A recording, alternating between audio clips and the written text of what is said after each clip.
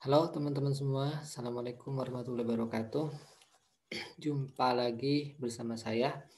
Kali ini saya akan menjelaskan Python gitu ya, tentang materinya adalah percabangan. Jadi percabangan ini teman-teman merupakan subbab dari kelanjutan sebelumnya tentang input dan output ya di Python. Sebelumnya kan tentang input dan output, sekarang kita mengenal coba tentang percabangan.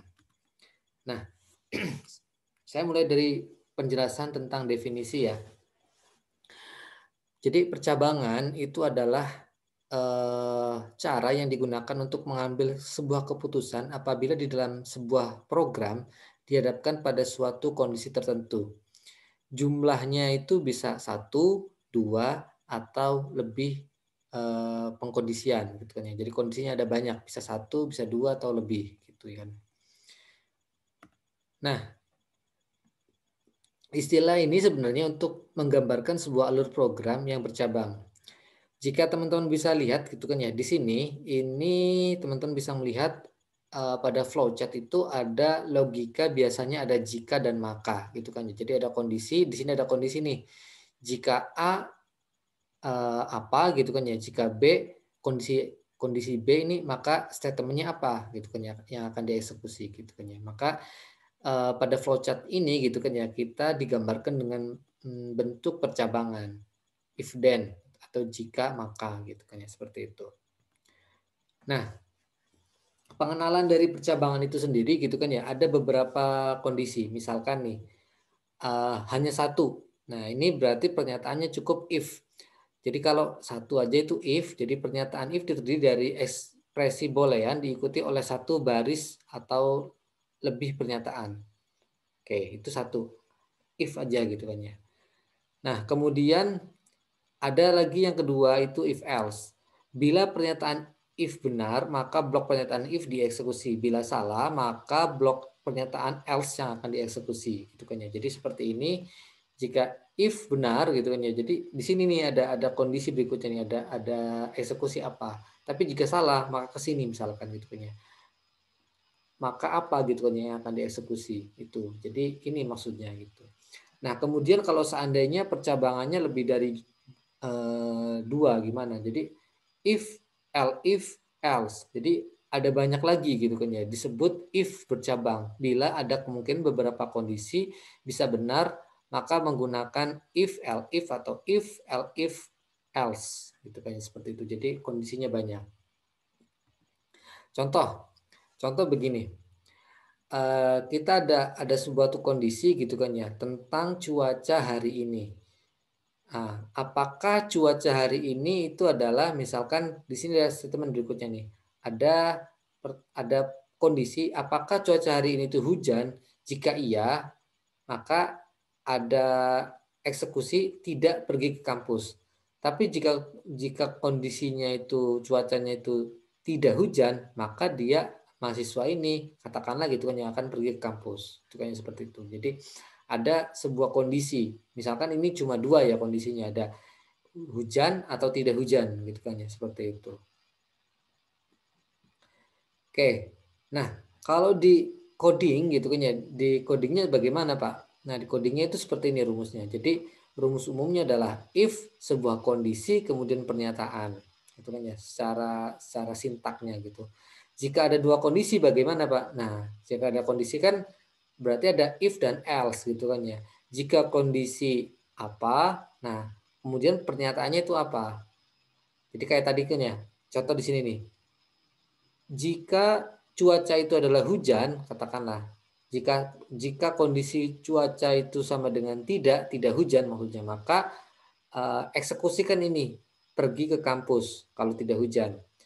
Else, kalau ternyata itu iya, gitu kan ya, maka tidak pergi ke kampus. Nah, jadi ini kondisinya hujannya tidak gitu kan ya. Sekarang bisa juga dibalik gitu kan ya. Jika hujan, jika hujannya iya gitu kan ya, yes gitu kan ya, berarti tidak pergi ke kampus. Jika jika tidak hujan gitu kan ya, maka hmm, tidak Jika hujannya tidak, berarti kan cuacanya cerah gitu kan ya, berarti pergi ke kampus seperti itu. Jadi if else, ini contoh if else ada dua kondisi gitu kan seperti itu. Kalau hanya satu kondisi saja ya langsung seperti itu. Oke, contoh berikutnya nih Pak. Oke, contoh berikutnya ini. Ini ada kondisi tentang membuat SIM gitu kan ya. Katakanlah yang boleh membuat SIM itu adalah yang umurnya di atas 18 tahun gitu kan ya, seperti itu. Nah, ini misalkan ada sebuah codingan sederhana gitu kan ya. Ini input ya, input teman-teman mungkin masih ingat di pertemuan sebelumnya gitu kan ya. Ini integer input berapa umur kamu. Umur, ini variabelnya umur. Nah, berapa umur kamu kalau seandainya program dijalankan ya? Berapa umur kamu? Misalkan masukin 14. Nah, kalau 14 gimana gitu kan ya? Nah, sekarang di sini ada logikanya nih, ada algoritmanya. If umur itu lebih dari atau sama dengan 18, print kamu boleh membuat SIM. Kalau seandainya belum memenuhi kondisi ini, kamu belum boleh membuat SIM.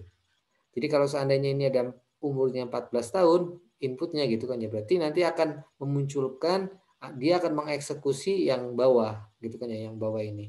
Tapi kalau umurnya itu di atas dari 18 tahun gitu kan ya, maka dia akan mengeksekusi atau program ini akan mengeksekusi yang atas. Seperti itu. Ya. Oke.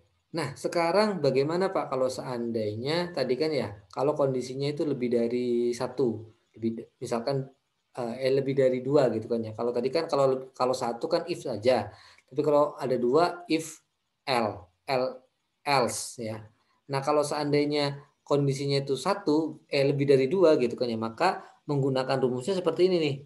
If kondisi satu pernyataan satu apa, if kondisi 2 pernyataannya apa, if kondisi 3 pernyataannya apa, else. Nah, else ini digunakan untuk yang terakhir nih.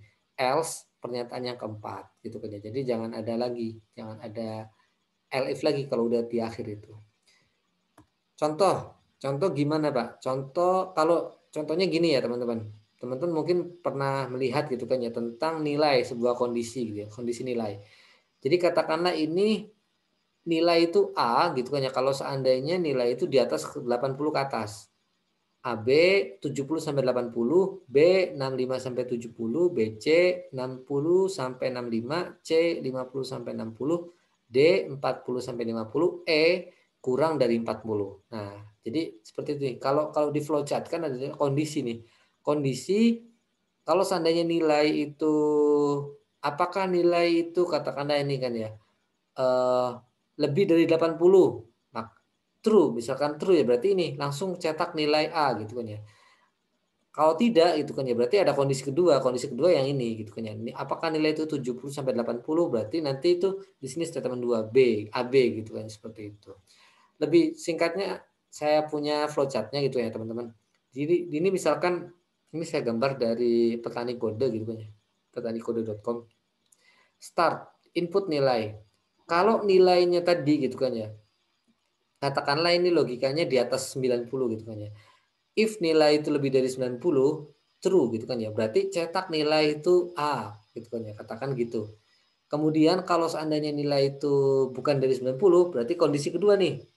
Nilai kedua. Apakah nilai itu lebih dari 80? True misalkan ya. True berarti misalkan nih cetak nilai B plus. B plus itu mungkin kalau di kita namanya AB gitu kan ya. Nah AB. Terus kalau seandainya false, kalau seandainya benar gitu kan ya berarti ke sini cetak grade. Tapi kalau seandainya salah lagi gitu ke bawah nih. True. Apakah nilai itu 70 gitu kan? True berarti A, B gitu kan ya. Dan seterusnya sampai mana nih nilai itu? Kalau seandainya nilai itu apa namanya? Nggak memenuhi lagi gitu kan ya. Berarti dia nilainya di E gitu ya terakhir gitu kan. Kemudian cetak nilai dan program itu selesai gitu kan. Jadi itu contohnya apa namanya? Tentang nilai gitu kan ada beberapa kondisi lebih dari dua sorry gitu kan seperti itu. Oke, nih contoh codingannya gitu kan ya. Nilai kita nginputin nilai nih integer inputkan nilai kamu atau masukkan nilai kamu. Nah di sini ada logikanya tadi gitu ya 80 itu misalkan A gitu kan ya 80 ke atas. Kemudian di sini ada AB kondisinya ini Kalau seandainya B kondisi 65 sampai 70, 60 sampai 65 BC, 50 sampai 60 itu C, 40 sampai 50 itu D, else-nya itu adalah E gitu kan ya. Nah, ini misalkan inputkan nilai kamu misalkan 78 berarti 78 di mana? Di AB gitu kan ya. Nilai 45 di mana? Katakanlah di D. Jadi seperti itu. Ya. Oke. Kita coba ke codingannya gitu kan teman-teman. Ini misalkan saya jelasin yang awal dulu kan ya. Kondisi apakah ini dua, pengkondisian dua gitu kan ya. Jadi misalkan ada variabel i nilainya 19 gitu kan ya. Tapi di sini ada logika nih. Logika apakah sebuah nilai itu apa namanya 10 atau tidak gitu kan ya. Misalkan saya jalankan. Nah, jalankan ternyata bukan angka 10 karena yang saya masukin variabel yang saya state ini di sini 19. Tapi kalau seandainya saya ganti 10 gitu kan ya.